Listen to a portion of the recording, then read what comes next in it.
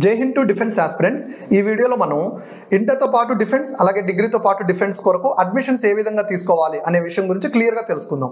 First మీరు చేయాల్సింది ఏంటంటే మీ పాపను కానీ మీ బాబును కానీ మన అకాడమిక్ కనుక తీసుకొచ్చినట్లయితే ఫస్ట్ మనం వాళ్ళకి ఒక ఎంట్రన్స్ టెస్ట్ కండక్ట్ చేస్తాం. ఆ ఎంట్రన్స్ టెస్ట్ దేని మీద ఉంటుంది అంటే ఇంటర్మీడియట్ కంప్లీట్ చేసుకున్న వాళ్ళైతే ఇంటర్మీడియట్ లెవెల్లో వాళ్ళకి బేసిక్స్ ఎలా ఉన్నాయి అనేది మనం చెక్ చేస్తాము.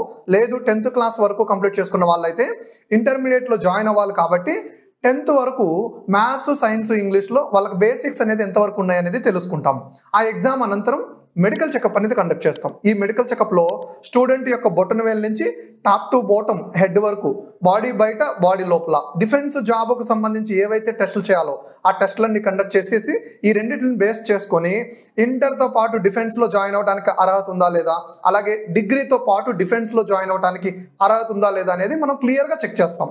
అర్హత ఉంది అంటే ఇక ఎందులో అర్హత ఉంది, Indian air force, Indian navy, Indian army, ఈ మూడిట్లో ఎందులో అర్హత ఉంది అనేది తెలియచేసి వాటి సెలక్షన్ ప్రాసెస్ అనేది నీట్గా చెప్పడం జరుగుతుంది. ఆ విధంగా అడ్మిషన్ అనేది ఇస్తాము.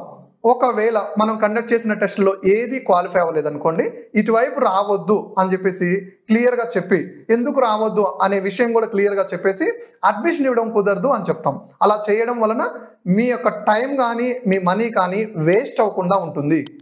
జై హింద్, జై భారత్.